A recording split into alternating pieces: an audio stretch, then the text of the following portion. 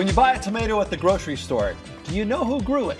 Chances are that's a big fat no. But 10 days this summer, Northeast Indiana is opening the gates to dozens of farms, orchards, markets, restaurants, and artisan food producers so families can meet the people behind their food. It's called Local Food Week, and it's become one of the region's fastest growing celebrations of agriculture, community, and just plain old good eating. Joining us are Karen Peterson, Executive Director of Northeast Indiana Local Food Network, and Alexis Wagner, Board Member and Local Food Week Chair. Welcome to the 260. Thanks for having us. Tell me a little bit about the philosophy behind Local Food Week. Well, Local Food Week actually started 7 years ago. This is our 7th year. Okay. Born amongst the pandemic when there wasn't a lot to do and people needed to be separated. So it was determined to let's do some farm tours. Let's get people close to the agriculture that they love. So that's where it all started, but it's grown substantially since then. So the idea of buying and consuming locally grown foods, that's a kind of a big idea that's been happening all across America. How does this did you align to that?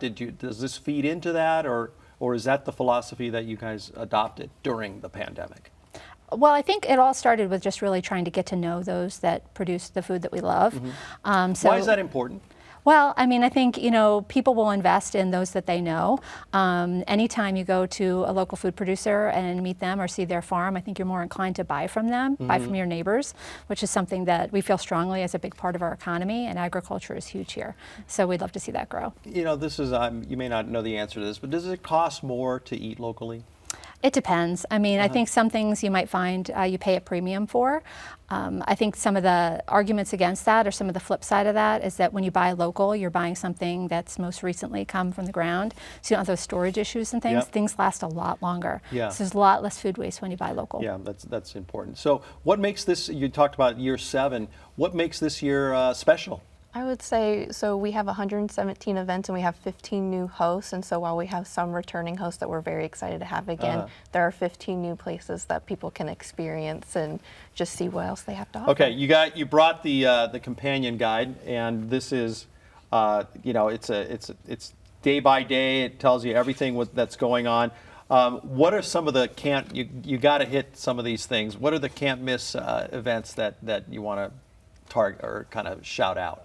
Well, I mean, I would say that there's something literally for everyone. There is. So there is. if you want to sit at a restaurant and be served delicious local food amongst air conditioning, we have an event for you. If you want to grab the family and go out and experience a farm tour on a hayride, we have that for you.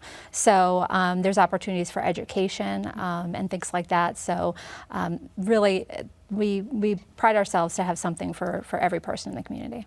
And as the chair, you've helped line up some of these events, right? Yes. And what are your conversations like with the local food producers or farmers?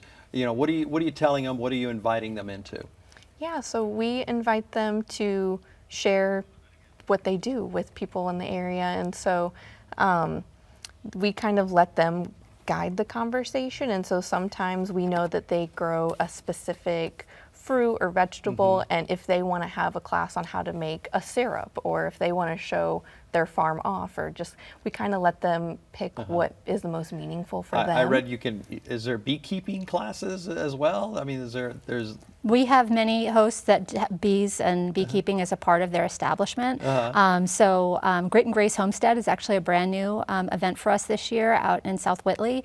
They're going to have a bee bed on site, which is brand new. So they do a lot of local honey What is producement. a bee bed? Well, I don't want to not do it justice, so I would encourage you to go to Grit and Grace and find out more. But it's a therapeutic treatment with bees. Wow. So very exciting. I don't know.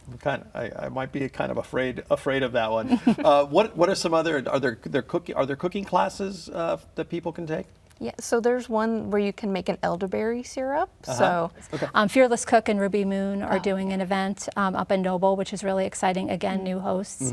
So yeah, we'll have the opportunity to learn how to cook too. What do the chefs and the farmers and the food producers tell you after the event? What's the experience like for them? I would say that the feedback that we get is that they're thankful they did it. Many return every year. I think they acknowledge that it's a little bit of work to open up their farm in the height of season, or for a chef to offer something new and distinct on their menu. Because that's one of the things about Local Food Week that's unique is it's, while many of these artisan producers and food growers and restaurants support local, they always do something special during Local Food Gotcha. Week. So it's a great opportunity for them to showcase their talents. Is there a staple that has become part of the experience of Local Food Week that you really want to hit a certain amount of places, or is there a home base for it? So there isn't a home base, but one of the things that we're doing this year that we're really excited about is to encourage people to attend multiple events. So we are offering a raffle for tickets to our fundraiser, which is a local food throwdown, which happens in October 5th at the Grand Wayne Center. I'm sorry, not at the Grand Wayne Center, at the Pearl Event Center downtown. So if people who visit an event will get a chance to enter a raffle to win 2 tickets to the throwdown. What do you think surprises people when they, after they've gone to farms and seen, they get a little bit of a peek behind the curtain, right? What do people tell you that about the experience from the customer side?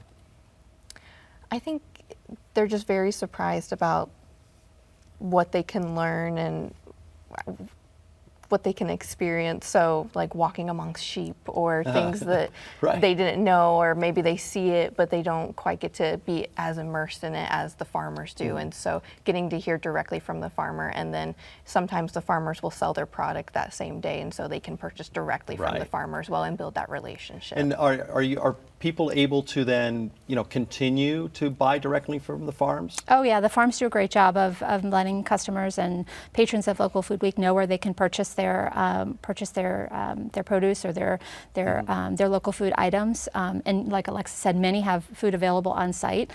Most of the events are free, so it's a good opportunity to great get to out know. there and and just see what comes from our lands to our tables. And if you get the opportunity to support local agriculture and purchase something while you're there, that's wonderful. Yeah, that's a great message to end on. Local Food Week is July 24th through August 2nd. Learn more at neifood.org.